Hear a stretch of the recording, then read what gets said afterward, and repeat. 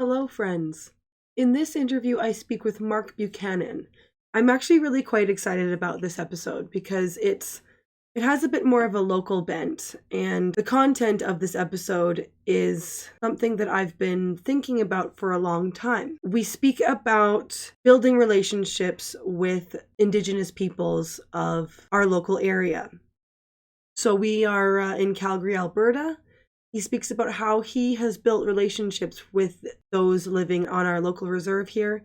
And we talk about the background of the Native peoples of Canada and why things are the way they are, why there are tensions. I mean, I learned some of these things in school, but Mark gives from their perspective very well. I mean, he is not himself Indigenous, but he has worked closely with them. He explains where they're coming from in a way that I hadn't really thought of before. So I hope that you guys enjoy this episode. Even though it has a more local bent to it, I do think that it is something that we all can learn from with regards to peoples who are unfamiliar to us, but they are still people, and we all can find things in common with people, right? So thank you for tuning in. If you're new, don't forget to like and subscribe, and let me know what you think in the comments. Hello, Mark.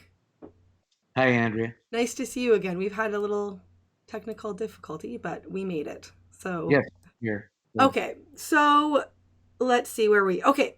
I am going to talk to you about the Indigenous peoples of Canada, at least in our local area. And I Right. was starting out by asking you, what do they like to be called personally? Like, what do they, from what those you've encountered?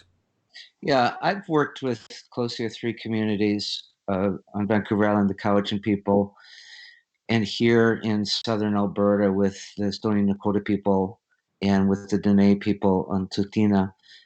And in my experience, an Indigenous person finds the word Indigenous as just, it's why would you call us that? Their preference, in my experience, is to call Native. And interesting, the Native, Indigenous, Aboriginal all virtually mean the same thing. And so they mean sort of the first ones here. Okay, so I thought, where is First Nations in all of that? Right, so First Nations is more around a political designation in terms of, I mean, it would carry some of the same connotations, say, of Indigenous or Aboriginal, but it's the idea of a political entity, people that had their own governance, their own cultural structures prior to our ever showing up. Mm-hmm. And so it's an acknowledgement that there are nations here prior to our bringing, our colonialist presence. Right.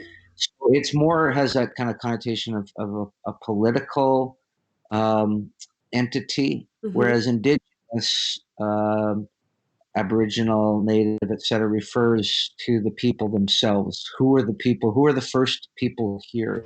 First peoples here, Right. rather than what was the first governance structure here. So these are fine distinctions, and actually, they don't really matter a whole lot in terms of on the ground communication. They start to matter when we're talking at levels of say, at the academy or in politics. Or when I'm tweeting out what they like to be called, or something like that. Yeah, yeah. So again, I mean, it's part of it's strange because I work in different worlds. I do a lot of work in among churches. I do a lot of work in the academy, and I'm down on the ground with these First Nations communities, particularly again Morley or the Stoney Nakoda people that are west of Calgary, and the Tsuut'ina people or Dene people who are right on the south edge of Calgary. Mm-hmm. And in my experience, they take no offense if I refer to a person in Tsuut'ina as native. Okay. Um, but when I get up, go up the street to where I work at Ambrose University, and I say, oh, I was hanging out with some natives this weekend. My colleagues are generally alarmed and shocked and dismayed by my political incorrectness. Right. See, doesn't it matter what they want?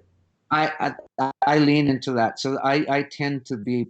It's very odd because in some ways I'm probably the most involved among the people I work with, most involved within First Nations communities in terms of actual alive presence on the ground. I go to church, you know, and yet my colleagues that have less contact with actual Indigenous people tend to find me sort of a little redneck when it comes to how I speak, because I'm reflecting the kind of language and the way we use language among Indigenous people themselves. Right. Oh, that's so funny. Maybe actually I do want to talk a little bit about your background. Could you talk a little bit about that just Yeah. so for So, context? yeah, Andrea, I was a pastor for many, many years. Most of those on Vancouver Island in a community that was the Cowichan people. The Indigenous community there was right beside and intermingled with the sort of the settler community. And so for 18 years, I was in a world where there wasn't these sort of segregations or separations that we see in many communities in Canada, where if I go into most cities and towns in Canada, I ask where is the where's the First Nations reserve? Many people are sort of scratch their head and they're not that aware of where those communities are. Where we were on Vancouver Island, we were all very aware because it was so intermingled and the people were so intermingled. Mm.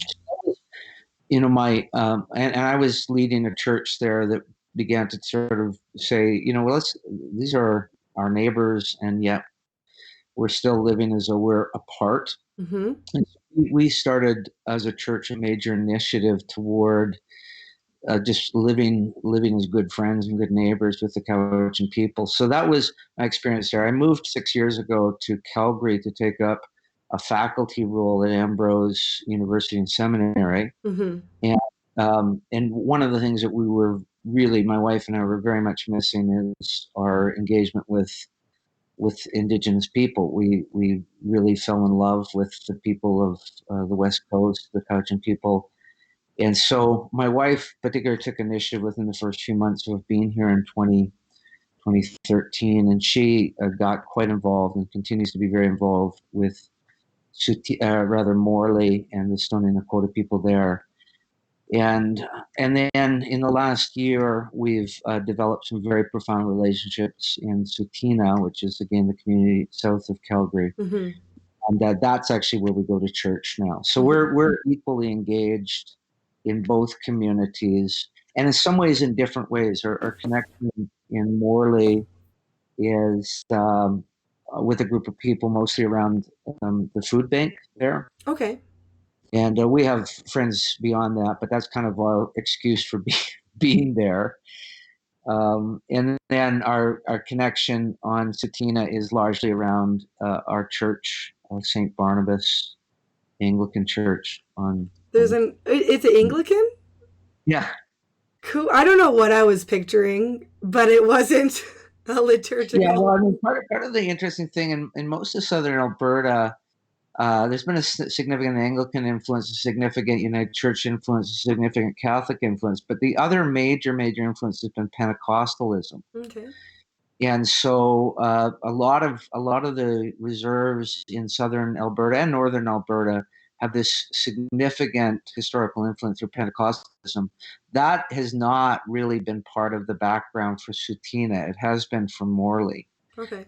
So there's only been two churches in terms of a faith communities with standing buildings and all of that in Sutina, the Catholics and the Anglicans. Okay. And so an opportunity came up to be involved in a fairly significant way in this Anglican church. So I'm a Baptist kid, so it's kind of, I mean, I've had a fairly wide exposure to most denominations because of my travel, etc. Mhm.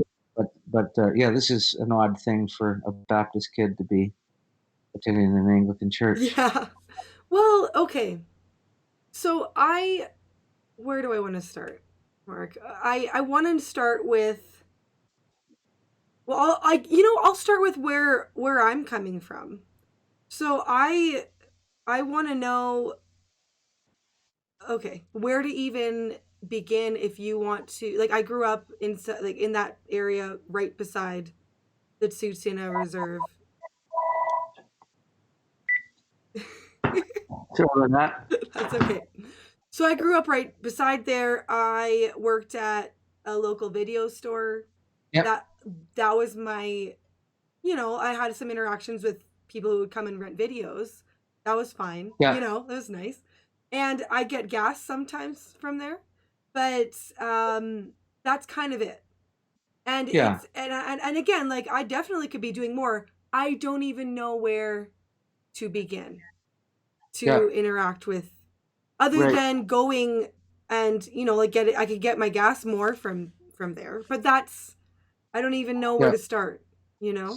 Yeah. I think it's an issue for a lot of people, Andrea, that there's a general sense that I would love to be involved. I would love to take a first step, but how do I do that? And I would say it's very difficult because it's not exactly like you drive onto any Indigenous or First Nations community and feel, uh, there's a ready opportunity to sort of step in and begin meeting folk. So what I have found is that you need an excuse for being there. Mm-hmm. So our excuse for being there back on Vancouver Island was we went to the elders of the Cowichan people and we befriended many of the elders and began to ask if we as a church wanted to kind of come alongside your community in some ways that was helpful to you, Mm-hmm. and you would welcome and approve. What would that look like? And really it was around offering some extra educational opportunities for the kids because they for various reasons felt that their children weren't sort of getting some of the attention they needed in the school system. And so we began to build a ministry that really came alongside the children of the community that ended up being profoundly transformative for everybody involved. I think Mm. most of all the people from the church. Mm-hmm. But we built extraordinary relationships with the children and with their parents and with their grandparents, and it just kept expanding beyond that. So we ended up with great favor as a church community with the entire Cowichan people and their leaders and etc. But our reason for being there is that we had a mobile ministry among children that we would go down to the reserve on a weekly basis and hang out with the kids and help the kids in various ways. Our reason for being there in Morley began with my wife's engagement with a couple of things, but specifically the food bank, and she remains deeply engaged there. Okay. So this week, for instance, we'll go out and we'll spend. Well, she'll be out there, I think, 3 days, and I'll be out there for one of those days, involved in some efforts of the food bank. Okay. And our excuse for being out on Satina is that we're involved in a church there. Right. So I think if you don't have some kind of entree, some opportunity that somebody says, "Could you come and help with this?" It's going to be very, very difficult to kind of begin to build relationships. But having said that, I would say that in most communities there's probably some fairly um, ready opportunity, like in a food bank or a daycare. It's interesting. My wife has worked quite a lot also with a daycare in one of the communities here, and unlike a daycare in sort of generally in Calgary, where they're probably not going to be that open to you walking in and say, "Hey, can I come and read Bible stories to your kids?" um, there's a kind of a ready welcome that we've found to sort of Okay. come alongside and be among the kids and help the teachers and give them a bit of a break. And so there is a lot of opportunities. It's sort of you need to know somebody who knows somebody. Right. Yeah. Well, you're the Yeah, somebody. Yeah. That's the thing, is because, you hear. like I most of what I have heard is friends of mine who are nurses Yeah. who Okay. deal Yeah. with healthcare issues. And that's it. Like that, like well, that's not it. I do have a friend that I'm who is a nurse who is partners with an organization who I do also need to interview at some point as well. But yeah, I just wanted to get sort of the your experience because it just sounds there's not a sort of how do I say it? There's not a social justice bent, No. right? You're just like I feel like you're going at it from a oh, we're people.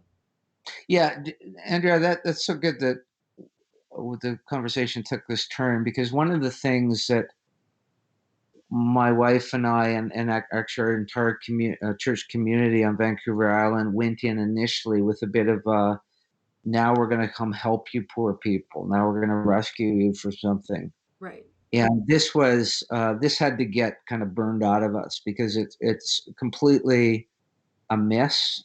It kind of blinds us to the incredible resourcefulness and resiliency of any Indigenous community in Canada. So Mm-hmm. I've touched base with enough of them to know if you want to actually find out what resiliency looks like, go among Indigenous people Mm-hmm. and resourcefulness. So these are not communities that somehow need us to come rescue them. Um, and so any of that mindset we need to get rid of pretty quick. Right. What we have to go in with an attitude is um, of mutual kind of giving and receiving. So this kind of learning from one another, walking alongside one another, and fundamentally friendship. Like, do you want some new friends? Right. Willing to sort of be with people in the same way you'd be with anybody from your neighborhood, and Right. you're having a meal with them not because your fundamental agenda is that you're going to somehow bring some change to their life, Right. but that you actually would like to spend an evening eating a meal with this person and see what emerges out of that. That's going to be of mutual kind of blessing and benefit. Right. So that we had to go through about a year or so, really transformation of some of our own objectives and agendas and all of that.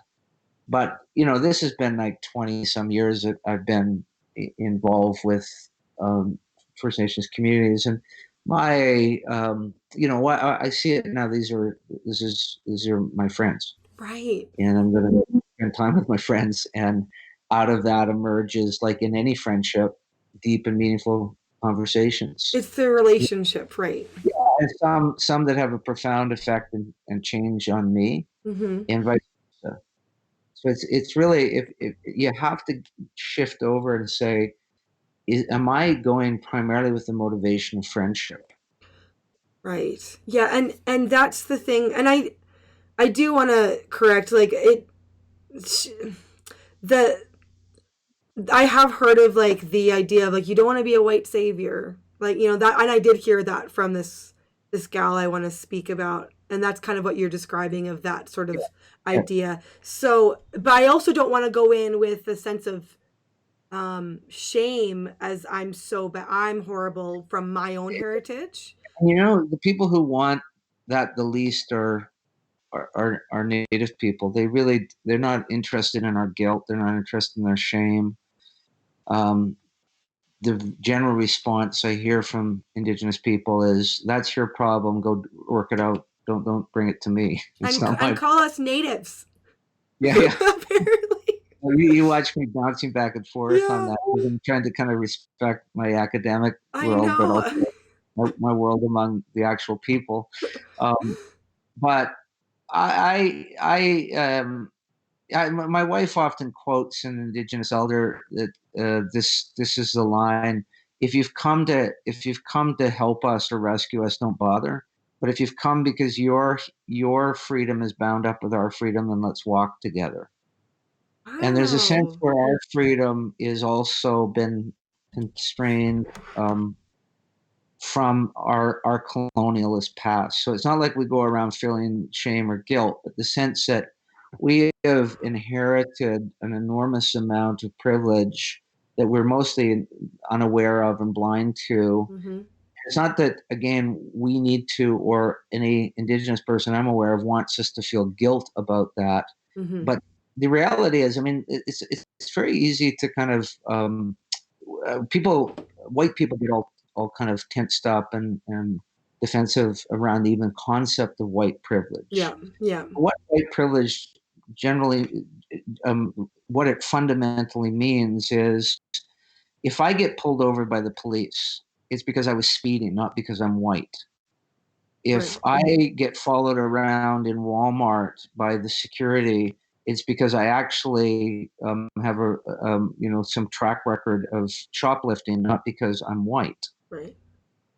If I don't get a job, it's because I actually wasn't as qualified as another candidate. It's not because I'm white. So, in other words, it's very rare for in our culture for us to be in any way penalized because of the color of our skin. Right. Now, if you go into any other culture, so let's just simply talk about an indigenous culture, every indigenous person will tell you that they've been pulled over by police simply because they're indigenous, Okay. the color of their skin.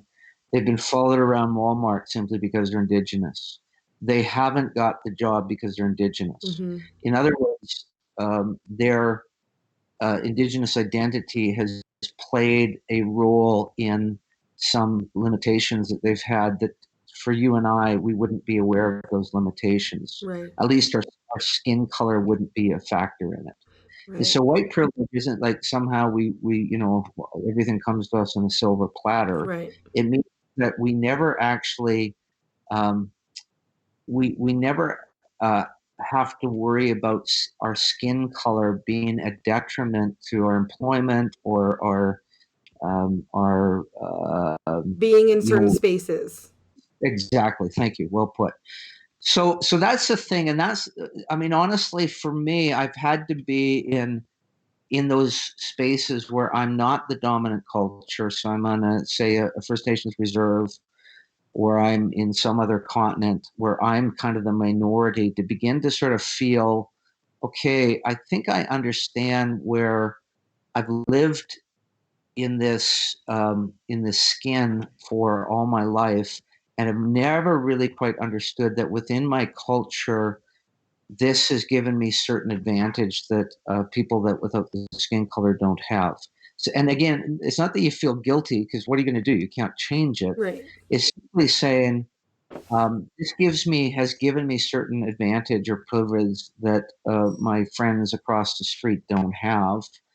And so at least I'm not going to take this attitude that if only you tried harder or worked harder or whatever, your life would be as sort of prosperous as mine, because we have an advantage, and the advantage is we live in a culture that uh, seems to give some kind of uh, advantage or privilege to being white. Yeah, it seems like it's been so politicized and Yeah, comes along with the you need to admit your guilt from certain activists, I believe, you know? yeah, and all of that's again. It's no. It's I would certainly very much encourage everyone listening to this who's not Indigenous to go and do some research into the general history of the Indigenous people in Canada, and also some history of the local bands and tribes near about, and kind of get a sense of what happened here. And in what way am I, if not an architect of it, because very few people in Calgary somehow, devised this and imposed this, but all of us are to some extent beneficiaries of a certain history. Yes. So, going back to Vancouver Island, Vancouver Island has no treaties. Most of BC has no treaties. Oh. So we have Treaty 7 in southern Alberta, There was an actual treaty worked out with the Blackfoot, Cree, Dene, et cetera, back in the day, that agreed to certain exchanges and certain kind of how we're going to live together. Well, in most of BC, there's no treaties at all. Why is that? Um, there's a few reasons around it. Partly because, as you know, the colonial kind of presence moved across the country further toward the west. Uh, there was sort of more argumentation, legal argumentation, whatnot, around these treaties and the implications of them. And so the further west you go, the more unlikely you are to have sort of a solid treaty in place. But Okay. also with some of the Vancouver area, a lot of the areas in the coast of Vancouver were, and the native communities in the mid 1800s were decimated by smallpox and TB, etc. Mm-hmm. So the kind of threat that a Indigenous community might pose to a sort of a small, you know, white community living in a fort. This threat was significantly reduced by the deaths, massive deaths by smallpox, etc. So in some cases, like Governor Douglas of the first governor of BC, had money in the bank to purchase a lot of Vancouver Island and many of the islands roundabout, etc. $9 million back in 1850 something, and smallpox wiped out 90% of some of the communities, and Oh my gosh. he didn't pay because he felt that this was the Indigenous people could not mount any threat to him at that point. And so that money just stayed in his hands or in the government hands, and none of it went to the Indigenous people. And it was even a deal at that back in the 1850s, $9 million. We're talking most of Vancouver Island, Salt Spring Island, most of the southern islands. They just sold Wow. for $9 million, Yeah. and I didn't pay a cent of it. So so that you're dealing with the reality that your home on Vancouver Island or your church on Vancouver Island, it was all stolen. It Mm-hmm. was, and British law required what was called the extinguishing of title. In other words, the British law itself said if you're going to take a piece of land, you have to make some kind of deal. You have to kind of give something in exchange for that land. So this is British law itself. This isn't something Indigenous communities are saying we want money for that. The British law itself requires that as a fair exchange for the taking or possessing of something. So we violated our own laws Right. in order to kind of take advantage of people in a vulnerable situation. So you can see all these years on, it's very hard now to settle out with to create a treaty over top of that. Right. So Um, that's where they're at with no treaties, yeah, is yeah, yeah, yeah, that for yeah. them. So what does it mean for us, particularly here in southern Alberta, for that we have a treaty? Does that mean actually, What yeah, it what means does that that mean? there was historically a kind of an agreement reached on terms of payment, extinguishing of title for this piece of land, distribution of reserve lands. That's actually tied in with the Indian Act, but also agreement around how to live on the land together, how to share the land, and what it means, Andrea, is that people in southern Alberta or anybody who's living in a community, which is most of Canada, with a treaty in place, Mm-hmm. should become treaty people, because there was those treaties were made in good faith, especially among the Indigenous people, where they thought, okay, here's all these white people, we want to live well with them, we don't want to be in constant kind of war. Let's come to an agreement about how we're going to live on the land together. And they're really beautiful documents, many of them that have to do with this kind of sharing space, sharing the land, sharing the resources. And so it behooves, I think, people in Canada to be aware of what treaty region they're in, what are the implications of that treaty in terms of what we historically agreed to our forebears agreed to in terms of the sharing of land and resources. And all this sort of attitude that we often see, that whenever an Indigenous community wants in on, say, a pipeline, or they want to blockade something that they feel is kind of using their land without due process or whatnot, that actually is part of treaty. We made a Right. deal. And so we ought not to get all twisted up about that. That actually is something we illegally bound ourselves to back 100 and some years Right. ago. Now with the pipeline, I have heard that there are two different tribes, one wanting it and one not. And I don't know if that's true or not. I mean, there wouldn't be just tribes. There's many communities that really want in on the economic prosperity, the jobs, et cetera, that come with a pipeline, just like everybody does. I mean, Right. it's not the whole, everybody wants one of these. There's a significant motivation of the profits to be made. And any blockade of pipelines is often twofold. One is a genuine concern for sort of environmental Mm-hmm. degradation. And the second is a fair deal. Some of them is, can we use your land? Here's a little money. So it feels a little too much like kind of the way we used to kind of deal with. We tried to get as much as we could for as little as we As had. possible, yeah. So a lot of the communities aren't so much bulking because of environmental concerns. That is an element, so I don't want to pretend otherwise. But it's more like wanting to make sure that there is a fair, not just compensation, but actually job uh, availability and whatnot. That they want to ensure that if this is going through Indigenous lands, that there needs to be some quota or guarantee of a certain amount of Indigenous communities and population are going to be hired. Okay. Oh, see, that's good to know. It's good to know all the things you're saying. So, okay,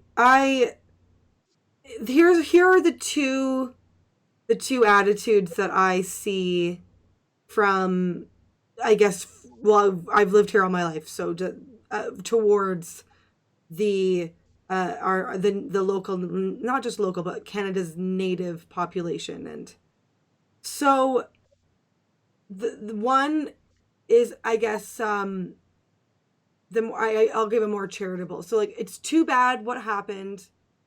Obviously, like, hearing about those residential schools, horrible. Not trying to justify those. What can I do now? It's not my fault. Like personally. So that those are like, that's kind of a more, like I said, a more charitable, like, oh, I would never argue that's fine what happened and what was done, but think this is now, and should we leave? That kind of, like, we can't leave.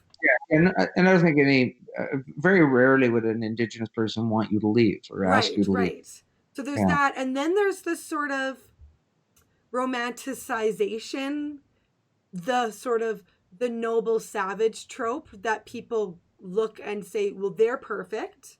Look yeah, what we did. We did this to them. Like, I yeah, see both. yeah. But and both are kind of skewed and caricaturized sort of Right. ideas about this whole situation. So let me address the second one first. This sort Okay. of the noble savage, and Yeah. we came and Eden existed, and then we messed with it. Yes. Which I think Clearly, is kind of racist, personally, as if they're well, not people. But it's also unhelpful in terms of even how we move forward, because um, in general, Indigenous communities worldwide, but let's just talk about Canada. They were fairly brutal things. So the intertribal rivalries, enslavement, tortures, etc. This was no Eden that we came and interrupted. okay. Um, so that notion can be banished. Maybe somewhere in Fiji or something, there was some kind of beautiful Eden, In Fiji. but honestly, not here in Canada. So again, if a listener sort of took some time to familiarize himself with the actual history of pre-colonialist and before European arrival here in Canada, realize, yeah, these were communities that were had almost constant warfare often between them, and could be brutally cruel in terms of how their treatment among themselves. So Well, they again, drove out the Vikings in Newfoundland, right? right, yeah, Like yeah, that's how that's right, the yeah, yeah. Vikings. Yeah, yeah, yeah. I mean, yeah, who's going to put the Vikings to the chase, right? But Yeah. uh, so, so warring communities. This is a sort of pre-Enlightenment time. So all this kind of let's just love one another and all get along. That wasn't existing in most of the earth, and certainly not in Indigenous communities in Canada before Europeans Hmm. arrived. Okay.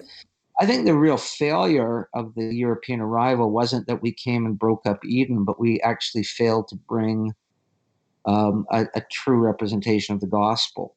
Okay. So there's so many other motivations behind our first our kind of presence on the land, and then the increasing colonialization. So now we're going to claim this as our own. And some of the inherent racism of, say, the terra nullius, an early law about if nobody seems to be there, it's yours. Um, Okay. or the doctrine of discovery, which was a papal bull from 14 something, where basically, if you found it, you can keep it. So, Right. notion that the inhabitants, the former inhabitants of the land, were basically run roughshod over, and we could take whatever we wanted. So, there's just some stuff that happened that was, and often, well, virtually always, there'd be some kind of missionary presence that came along with the folks coming to sort of take and conquer and exploit the land. Hmm. But that often got mixed up with the political agenda. So it was really a Right. failure on our part to kind of take seriously the gospel itself.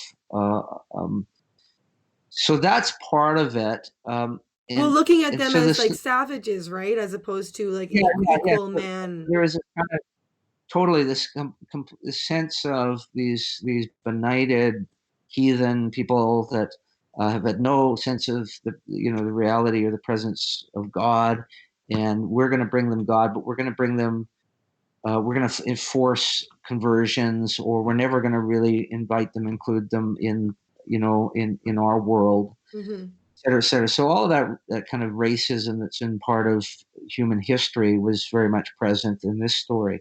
But again, the notion of some romanticized past is simply doesn't reflect the reality on the ground. On Right. the other side, the sense of yeah, I'm sad this happened, sorry, but I didn't do it. Again, the problem with that kind of attitude is a few things. One is, yeah, I didn't. I mean, I didn't write these laws, and I didn't, work and run a residential school, etc.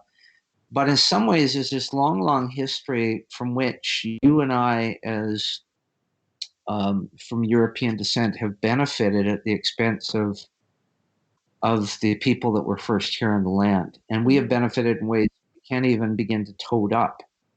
So Um, that's hard. Like it took me yeah, a while of talking with different people, not necessarily just about this, but about the privilege thing, to be okay with that word because yeah, it's so wrapped up in activism. so much. But even just think about the residential school for a moment. Andrea, you have 3 children. Yeah. So imagine that a foreign occupier came in, and at first it looks like it's going to be a nice little relationship and you're all going to live well together.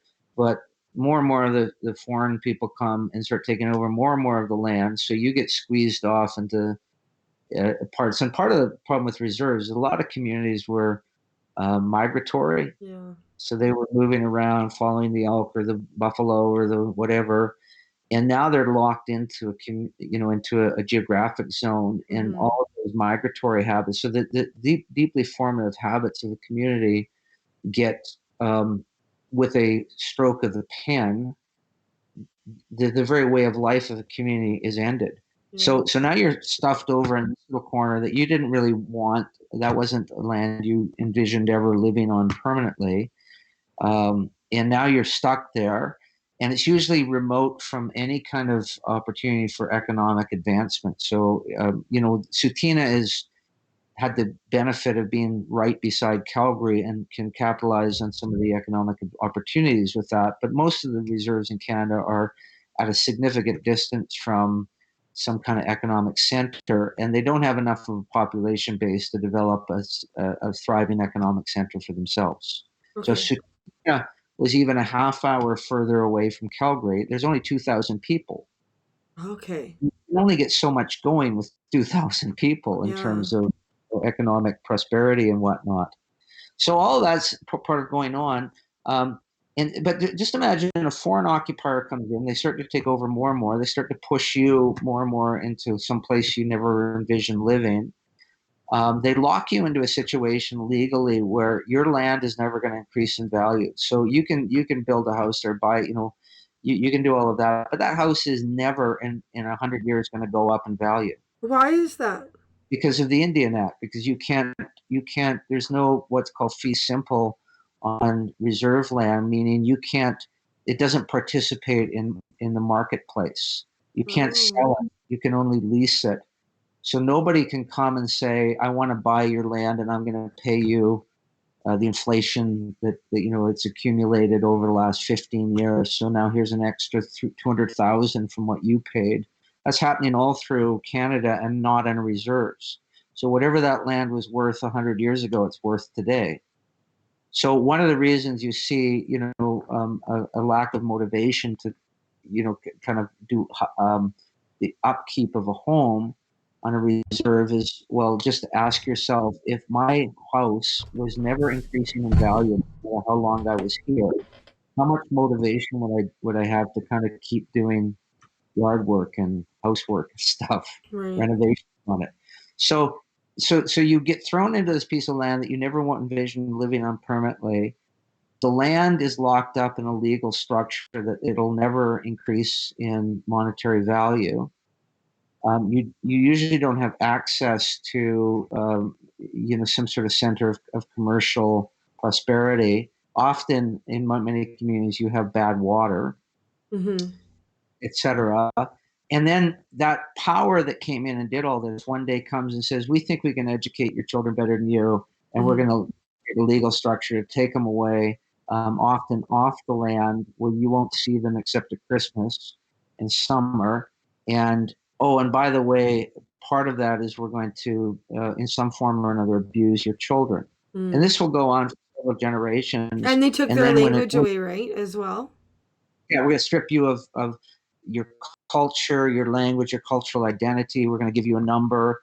And then on top of that, there will be some forms of abuse that Yeah. you will suffer. And we're going to do this for generation after generation. And then after we closed the last of these schools, which was in 1996, so just a little over 20 years ago, Yeah. we're going to say to y'all, hey, get over it. Hey, you were sorry. Just, Right. just get over it. And all you have to do is put yourself as a parent, Andrea, into this happened to you. Yeah. These are your children, taken, stripped of any cultural identity you tried to shape in them because the government felt that you were mistaken and you were wrong and that was somehow inherently flawed or backward or evil or whatever. And they're gonna do a better job than you could possibly do as a parent. But what they actually do is abuse your children, and send them back to you. They increasingly become strangers to you, and you strangers to them.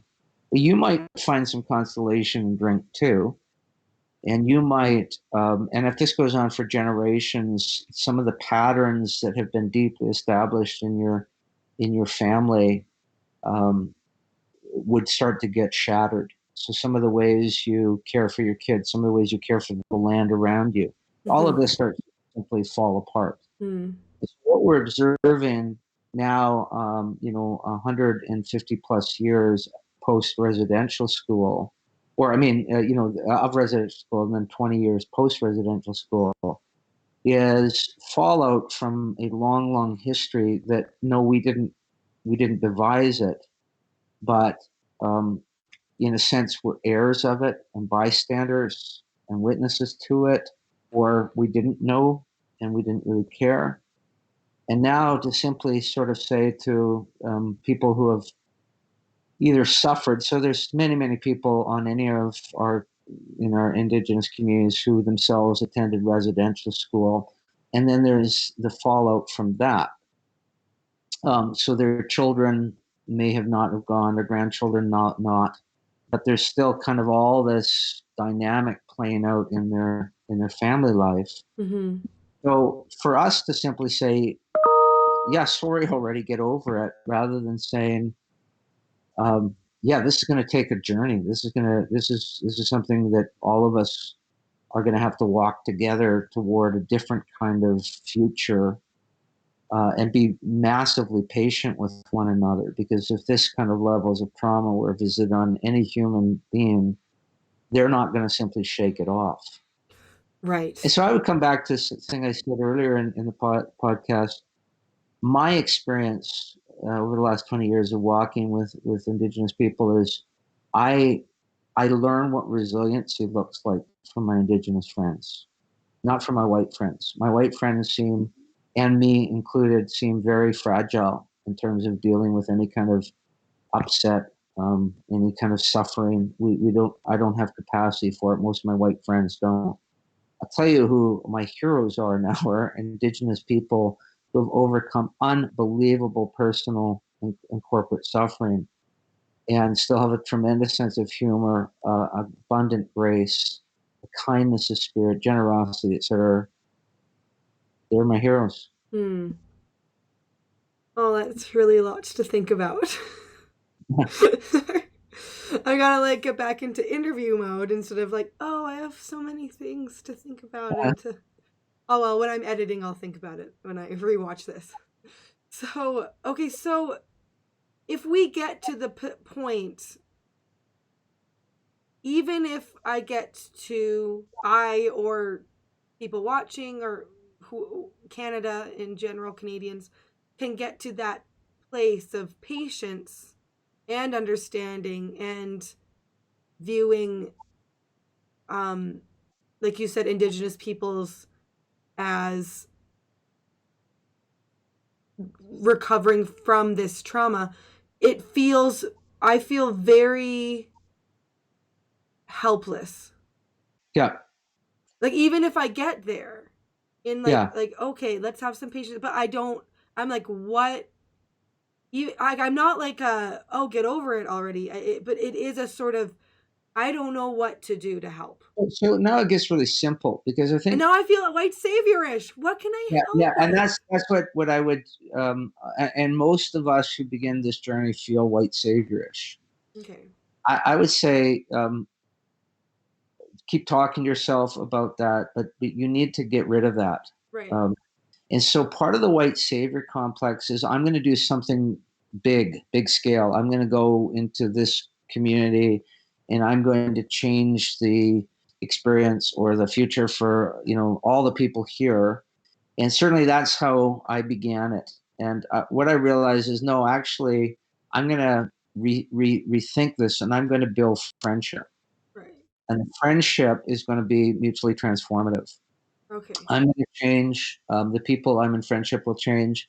And if all I do in my lifetime is I am in a significant friendship with two, three, four Indigenous people, and we really are friends. It's not like I'm their project, or they're my project, or I'm here to rescue you, or you're here to kind of somehow indigenize me, and I'm going to, take up drumming or something. This is actually a genuine friendship of giving and taking. Um, of giving and receiving, Yeah. then actually, that's actually all you need to know. Okay. Everything will unfold from that. Okay. Uh, every possibility of doing something on maybe a larger scale is going to emerge from that. I can tell you this in real time. I've been in this long enough to know that if you simply say, "I am genuinely wanting a relationship with you," and open to you, and I want to know your story, and you walk like you would with anybody in a relationship, then any possibility of something more will simply come from that. And so you don't need to dream big. You don't have to have a big kind of, some kind of program you're rolling in and you're going to change the nation or change this part of the community.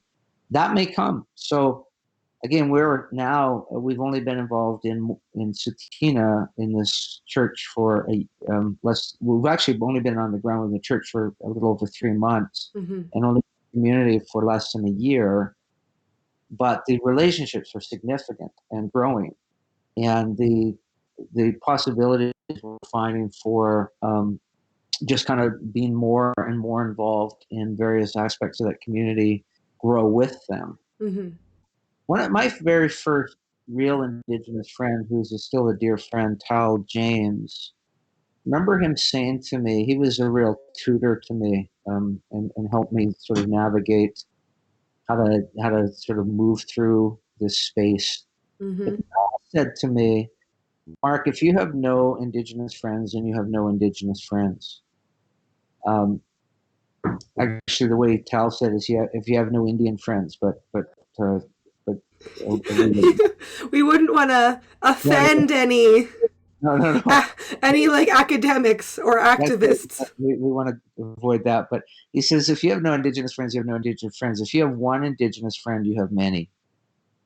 Oh. And what we've found is, indeed, if you're in a genuine friendship with one person in that community, then there's a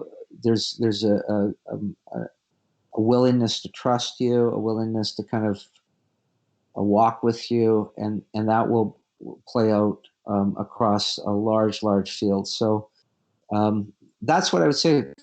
Actually, genuinely ask God for, be open in your heart toward um, one Indigenous person that you would actually be a genuine friend with, and then let whatever's going to unfold from that unfold. Well, it's just really frustrating that they don't have that video store that I used to work at where they're not coming in. That's right. Yeah. Because it was the most regular time Yeah. in my life that I saw people from the reserve, and the same ones, Yeah. you know? You And start to I wasn't as friendship. purposeful back then when I was 20, and Yeah. no, I was 18 and 19. But I mean, I was friendly, but I would have been like, oh, hey, this is an opportunity that won't come again. Yeah. but it's because it is. Here's the thing: we are segregated. Yeah. Like, there is a line of segregation, and I mean, you hear them talking about, this in the States, getting rid of segregation during the civil rights, and how, like, oh, is it still, like, even though I imagine it's working itself out, still very, very difficult things going on in the States, but they talk about how segregation was so horrible, but I'm like, but we have segregation here now with the native population because of the treaties, I suppose. But what do we do with that? Yeah, under the two legal structures that didn't create segregation or apartheid, and I think one of the ways to think about it is it's an invisible apartheid system. So apartheid was the actual official policy of South Africa until the coming of Nelson Mandela, that dismantled the apartheid system, but it literally means apartness. And so in Canada, there hasn't been an official apartheid policy, but there's been an unofficial one. So the reserve system creates apartheid, the apartness. You go over there, you stay over there, you don't come near to us. We won't go near to you, and we'll somehow live peaceably. And so apartheid really is a heart attitude. It's not wanting to be among and with and sort of open space for the other. But the two legal structures in Canada that have actually reinforced, perpetuated this invisible apartheid are the Indian Act, which is a very complex piece of legislation that basically makes, back in the 1800s, made Indigenous people wards of the state. So there was a kind of infantilizing of Indigenous people, making them like little children, that the good benevolent government had to kind of caretake, look after, provide this and that for. So it also takes the people that are very resourceful and turns them into resource dependent. So, this whole perception of Indigenous people being somehow, welfare recipients, that's actually a governmental action, a legal action that, again, took away, Indian Act takes away migratory patterns, locks them into a piece of land. So the ways that a community would normally hunt and gather, et cetera, that's all eliminated with the Indian Act. So a very complex piece of legislation. The reserve system comes out of that, and as a kind of a extenuation of the Indian Act, where the government is going to now treat Indigenous people as wards of the state, undertake their education in order to assimilate them somehow into the wider settler culture, the residential schools come. And so the residential school and the Indian Act are really the two pieces of large legal structure that create not create, but perpetuate and reinforce apartheid, this invisible apartheid. So you've got kids being pulled out of their community, but they're not integrated with, or it's not that they're in a school where there's whites and Indigenous kids. It's simply an Indigenous school, usually away from their community. Mm-hmm. You're not getting a really good education for the most part. This is not comparable to education that white kids are getting. The whole idea of residential school, that this was going to be an education in order for these children to be able to kind of thrive in a open market economy, is simply a lie. They were being trained to do all the jobs that we white people didn't want to do. So you can actually look at the curriculum of these schools and realize, no, this is not, nobody was envisioning these children becoming doctors and lawyers. Really? They were going to be mechanics. And so it was all the jobs we didn't do. And it was substandard education even at that. And because of these kids were kind of almost indentured servants within these communities. So they had to do the cooking and they had to do the cleaning, et cetera. Very little of the day was usually spent in any educational endeavor anyhow. Okay. So all of that is just reinforcing over again multiple generations, this sort of sense of there's a community somewhere over there. I don't know who they are, where they're from, what they believe, what they practice, but they're over there and they can stay over there. We'll stay over here. They must be having a happy time over there. Right. And that's me, because I literally have lived next to this reserve my whole life. And I don't, but I don't want to be like, oh, they can stay there. Bye. Like, I don't want to be that always. Like, at some point, you do have to kind of acknowledge and then decide, okay, am I going to leave it or what? Yeah. And I mean, I think part of, integration itself is a loaded word. Right. Do they even want to be in? Like, that's another thing.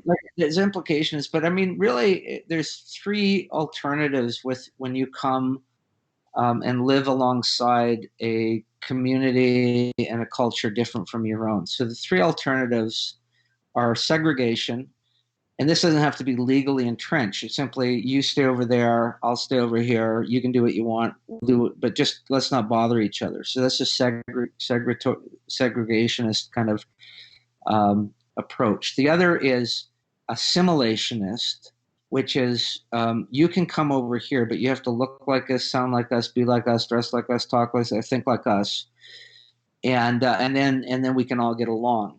But you have to basically abandon everything in your own cultural identity in order to fit in here. Mm-hmm. So segregationist, isolation, or assimilationist, okay. or integration. And integration is, let's come together and let's change each other. Okay. I'll borrow a bit of yours, you borrow a bit of mine. Neither of us will look the same after this.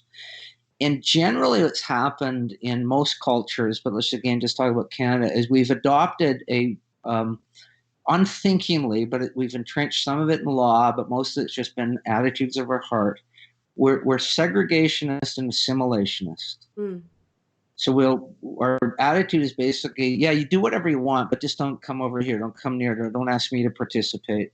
Or assimilations. If you want to hang out with us, you got to look like us, think like us, talk like us. Mm-hmm.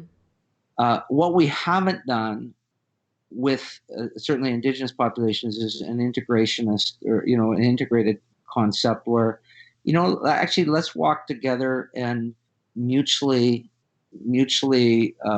influence and change each other.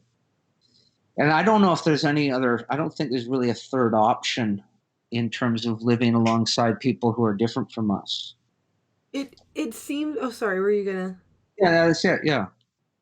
Well, because it seems like if there wasn't these boundaries that, and like you said, there was a more sort of, which is the right one, an integrational sort of. That has implications. I mean, it's a loaded word too, because mostly when people talk about integration, the default thinking is it's assimilation. Right, but it's sort of a Real mutual integration, respect in yeah, real influencing. integration is mutual kind of interweaving and mutual. Right. Okay, so if there was that available, I mean, some people who might not have gone out of their way to go in and see, to be like, oh, hey, I want to be part of, I want to learn about you. Some people might not be happy about the idea of it, and others might be like, oh, okay, sure, yeah, like, oh, you're around, and so you're available. I will be, I'll be friends because you're in front of me. You know what I mean? Like, we go to the same schools and we go to the same workplace, and so because not everyone's a go-getter, right? Yeah, So some people would be open to the idea of getting to know about our native neighbors' culture, yeah, but won't take the initiative, say, to go out and get it. And I'm not just talking about me, even though that is me. But a lot of people I think are like me though, where like, well, I'm not against it, but I haven't taken initiative to yeah. go and into their And community. these are really simple things. Every June 21st, so the first day of summer, is Aboriginal Day Mm-hmm. all across Canada. And most communities near you have some kind of event happening on their reserve that everyone's welcome to. And so for your listeners, I would simply, block out next June 21st, and you can go online to whatever First Nations community you're near, and find out if there's something happening there, and you are welcome there. Right. And Okay. so it's a really easy way to sort of go onto the community, walk around, meet some people, eat some food, etc. The second thing is in here in southern Alberta. If you're in southern Alberta, big powwow people. Okay. And for instance, Sutina has a huge powwow happening August, right along on the road, 22 between Calgary and Bragg Creek, Okay. and you can see the signs when it's happening, and you are totally welcome there. You can simply drive on. They'll show you where to park, and there's this great event happening. Lots of cultural stuff, lots of food. Mm-hmm. These real rodeo people in southern Alberta, so they always tie in rodeo with powwow. Mm. And Right. if your listeners are freaked out by if they see a native dance, are they going to get is some strange thing going to happen to them? You can pick and choose what you go to. Okay. So you can just sort of go and have some what they call Indian tacos, which is taco sauce and meat on a bannock. I mean, it's about as fattening as a thing can possibly get, but as delicious as a thing can be. Okay. So I would look for in your community, find out about the powwow rodeo, and then decide we're going to make a family day of it or whatever. Let's go hang out down there. Right. Um, and again, these are events on um, reserves where if you simply drive into Sutina, and I don't know if you've driven past where the Grey Eagle Casino is, and I've all of that. gone You're in the Grey Eagle. They have a really good breakfast. Okay, so anybody's welcome in that area of Satina. Yeah. If you drive much past that, you'll see these huge signs saying, "Don't go past this. This is Satina Reserve. You need a special permit," and it'll freak you out, and you'll turn around and come back. Yeah. Now, the likelihood of somebody actually stopping you, pulling you over, is fairly slim. But the reality is, you shouldn't be on there unless you had some reason to be past that sign. My husband actually has. He's in school right now, but he was in the oil situation and then got laid off. So now he's getting a new career. But in between, he did tow trucking. So Yeah. sometimes he'd have to go out to the reserve, So and people would notice him and they'd try to charge him, and he was like, "Guys, I gotta get this vehicle," and they'd be like, "Oh, okay." Yeah. So yeah, some of that's just illegitimate. It's somebody sort of saying, "Oh, here's a business guy. We're gonna pretend that we're the posse or whatever and take money off of yeah. Well, but that's another thing of like, and my husband was kind of like, "Guys, bye." Like he didn't like internalize any like negative feelings towards no. them. What? Some people could though. Just like, we ought to be cautious. If you go to Safeway one day and you have a really cranky lady checking you through your groceries, you don't, unless you're kind of prone this way, you don't somehow extrapolate that to every employee at Safeway. Right. You just say that lady's having a bad day. Right. And she's, less than her stellar self or whatever. That's a nice way of putting it. Yeah. So the sense that we're going to take one or two experiences that we have in an Indigenous community and extrapolate that to the entire community is as much of a caricature as doing that with the lady who was cranky with you as she checked out your groceries. My experience, again, 20-some years in several communities, has been unbelievable levels of good humor and grace. Right. And occasionally somebody who's going to try to shake you down. And I just bring it up because like it's scary to ask that. Do you know what I mean? Like I don't want to be perceived as someone who thinks that.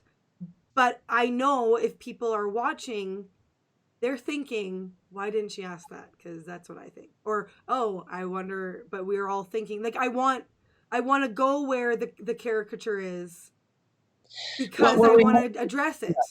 Yeah, I mean, when I was on Vancouver Island, myself and a number of leaders in the community began a all-day workshop that we would run all through the community. And it was around helping people understand our local Indigenous community, the Cowicans, their culture, their history, their da-da-da. And just sort of thinking about what would it look like to be in relationship with this community and that apartheid or that segregation. It was quite successful, but we decided in planning that we were going to have our Archie Bunker moment. And for your young listeners or for yourself, Archie Bunker was this 70s sitcom. Mildly racist, right? Yeah, and he's not even so much a racist. He simply is this guy who doesn't get where are all these people coming to our country. Oh, he's just like ignorant, right? Yeah, he's ignorant. And he's not really a mean-spirited person, Archie Bunker. He just asks all the questions that people are thinking, but are too afraid to ask. Don't dare say. Mm-hmm. And he's he's got all these racial slurs and stuff, but there doesn't ever seem to be mean-spirited. It's just like, what are these people doing here? Why are they taking over the neighborhood? So we thought we needed a whole section of this workshop that was called our Archie Bunker stuff. Yeah. So one of the guys who worked as a politician in BC, and he played Archie Bunker in a sense, not in real, but he would interview an elder from the Cowichan people, and he would ask all the questions in everybody's head. Mm. So tell me, he'd say to Wes, this beautiful elder, he said, "Tell me, Wes. I mean, it just seems to a lot of us that all you people want is just more stuff, and it's all about welfare. You just take, and we are the ones who give." Mm-hmm. And then you want more. So what is going on there? So we'd ask all these stupid questions. And it was brilliant because everyone who was afraid, it was a Q&A time too, but people who are normally afraid to ask it that bluntly, mm-hmm. was in their heads. Yeah. We would ask it on their behalf. Mm-hmm. And actually have an Indigenous person respond to it. And really, really worked well. And so when I was also pastoring, I interviewed, we had lots and lots of Indigenous people come and speak and do music and whatnot. And normally, if they were had integrated their, if there was a kind of a marrying of their cultural forms with their faith or whatnot. I said, can you, if you feel comfortable, would you come in regalia? So the normal kind of dress that you would wear at, say, a potlatch or something, would you wear that? And they would come and they would drum. So it was, and it's what I would do an interview with these folks prior to, and I'd say, can you explain to us the significance of this dress or this blanket that you're wearing? Because some of us don't understand what all this, all these markings, why you have a bear, icon, and what is this about, et cetera. So we would sort of do this sort of thing where we would ask the dumb questions or the awkward questions, and so that people would get educated without feeling what we didn't want to do, walking away and saying, yeah, but I didn't want that. Like they probably just, yeah, they don't want to feel like they're a bigot or racist Yeah, or whatever. Yeah. Yeah, well, and I think that people are afraid of what they don't understand. totally. And it's that is the key, is the bringing the understanding. And like it seems like our government is so bad at Mm. bringing understanding between our peoples. Right? Yeah, and I mean, partly, I don't know how much of this can be brokered at a political level. Right. I mean, certainly a lot of the damage was done at a political level, so Yeah. some of the damage must be undone at a political level. But I think the deep change is what government can never do is make friends for us. Right. And really, I'll come back to what I said earlier. It's really about friendship. Right. And so I don't expect Justin Trudeau or Jason Kenney or anybody to make my friends for me. They can create some legal and some political structures that maybe make it easier to deal honestly, justly with one another. But they can't actually say, Andrea, I really want you to get down your knees and ask God for God to bring along into your path a Native friend that you actually are going to build relationship with. Yeah. That's something that you just have to be open in your heart toward and on the lookout, and not, and all that notion of I need a project, letting God kind of deal with that voice in your head. Right. Yeah. No, and that is totally right. And I guess I just have in my head the efforts that our current government has attempted, that I'm like, does that, like Justin Trudeau dressed as the Lone Ranger, basically. Yeah, and I mean, not to get into political discussion, but partly what's going on there with Trudeau and the Liberal government is a lot of signaling of virtue. Yeah. So I think it's honestly genuine. I think that he genuinely wants to see change happen in our country. He wants to kind of undo some of the evils and some of the injustices that have prevailed historically. So I will give him, the benefit of the doubt on that one. But there's also so much of I think this looks good, this plays good, this kind of sort of makes me look like the most virtuous leader in the free world or whatever. And so all of that's mixed up with it. And I don't know if it seems some of that's inescapable if you inhabit a political role. Yeah. So I'm going to take him. I mean, the whole thing that happened, this past year with the dismissal or the resignation of Jody, is one Indigenous cabinet minister. Jody Wilson-Raybould, right? Yeah. And a woman, but I don't as well. That marks his whole policy. I think he generally probably has done more, than any politician previously to at least try to move some of this down the road. Right. I don't and made know. some significant blunders. But here's the thing: is I think he can only do so much as a politician, as a political It's party, true. He's and made so so many of us roll our eyes that I'm like, has he? Like, I guess if the attitude and the heart is there, we don't. Only the Lord knows his heart, but only the Lord knows. And again, I think that in some ways, I'm not waiting for him or any other politician. I don't care what right, stripe we are, to come along and do the work that I think befalls actually every individual in Canada, right, which is an openness of heart, a humility of spirit, a generosity of spirit. I don't expect any government to make that happen in me. I expect that to be something I'm working out with the Lord. right. Well, and actual like boots on the ground, going and finding these things like you described as a whether you have someone in your life who can be your connection to go find a friend Yeah, like what is or these events you mentioned and looking into attending.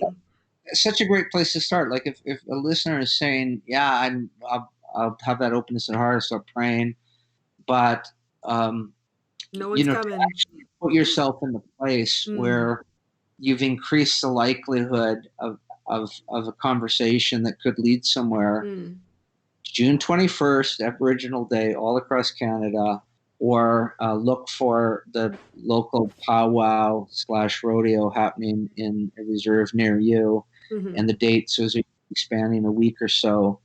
And they tend to move around. They often do different dates because they like to go to one another's powwows and rodeos. Right, okay.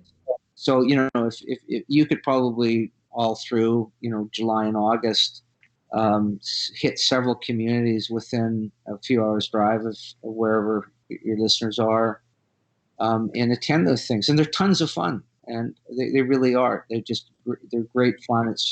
It's like going down to, it's like a country fair happening. Hmm. So there's nothing not to like about it. And if you're open, you will get some cultural experience too. There's some dances, etc. Well, I what do they think about us? Wary, they very kind in general. I mean, there's no kind of stereotyping or this is what all Indigenous people think about all white people. Yeah, I know you can only speak to who you've spoken to, and I know, yeah, but I have experienced two main things: an incredible grace, like an incredible grace. I've learned more from Indigenous friends about what grace looks like than I have actually in the church. okay. Extraordinary levels of grace. Um, but wariness. My main experience, second to that thing of grace, is people who have been deeply hurt, betrayed, have multiple reasons not to trust somebody with white skin, especially white skin from a church. Right. Mm-hmm. Just too much bad blood, too much bad medicine there. Mm. Uh, their kids or or I mean their parents or grandparents were profoundly hurt by some white religious leader. They tried to go to a church one point, and it was made very clear, you're not welcome here, Right. et cetera, et cetera. So a justifiable kind of caution Mm. and not really wanting to kind of open. And the other thing, there's usually a cultural piece among most Indigenous people that they feel invaded if you ask direct, if before you have a deep relationship, you start asking lots of questions. Okay. Very threatened by that. It's just not the cultural pattern. Well, it's not really for us. You've got to be friends. Yeah. So if you and I, the first time we met in your church, and I started asking you all of these personal questions about your history and Yeah. what you think and believe and whatnot, at some point you're like, this guy's creepy. You're right. Yeah, I suppose for the purposes of my show, I Yeah. hope people are willing. Well, of course, but it's kind of understood. It's a Yeah. podcast. You're going to ask these questions. Yeah. I'm just talking about, But how many nights are interpersonal you having a relationship conversation over a where cup of they're, coffee, and yeah. suddenly it's Yeah. getting down like, were you ever deeply hurt in your youth, or like what? Yeah. What's Yeah. Yeah. this about? So I think that that's generally true of most people, that they feel a little invaded, Okay. violated if the questions are coming too fast and furious and too deep too Okay. soon. Okay. But it's especially something you want to be careful with Indigenous people, because that's just not really part for most of their cultural experience, that you sort of invade somebody's. You wait and you let things emerge. That's the nature of the culture for the most part. Okay. It's things surface in time, and it's not like you go after them and chase them and try to dredge them up. Right. So that's part of part of the learning, but also in any culture, uh, um, the, the the person that we're sort of we're coming into their world has enormous patience in any culture for somebody who means well and is trying. Right. Okay. So if you go to if you go to any culture and you try to pick up a few words and use them, the host culture will honor you for at least trying, even though you're bumbling your way around and it sounds horrible. I'm thinking And about Quebec. I don't know if yeah, they're gonna be happy with my bad French that barely well, exists. and it depends. I mean, again, if you come with humility, like if people tell me, I remember the first time I went to Paris and how arrogant and how they hate, white foreigners. Well, actually, if you come with humility, Right. and you bumbling around with your French or whatnot, but you're not sort of smug. I found the Parisians are wonderfully welcoming, Mm. and that would be true in, I think, virtually all cultures, and certainly Indigenous cultures. That if they sense you've come with genuine humility, wanting to learn, you're trying your best, they have lots and lots of patience and grace for you getting things wrong. Okay. Okay, I think that's a good Yeah, place to settle in yeah, and to think about. There's so much. I am excited. I always edit all my interviews, but yeah, I definitely need to take notes from yeah. my when I Very go good. over. Yeah, So, yeah. very nice having this time with you, Yeah, Andrea. thank you. Yeah, I also want to see if I can get in some names of some people who might be willing to speak to me from the communities you're talking to, but or talking about. But I'm like, oh no, but I'll be the one asking the probing questions. So Yeah, and I think most people again understand context, so that right, if this is a interview thing, that it's a different thing than sitting down over a cup of coffee. right, and of course I don't have to be like, so like what? Where have you been as the most Yeah, deeply hurt? yeah, yeah, Like yeah. I don't have to Yeah. be quite No, that strong. So okay, well, thanks so much, Mark. I you're appreciate so you welcome, Andrea. taking Blessing. Have a good day.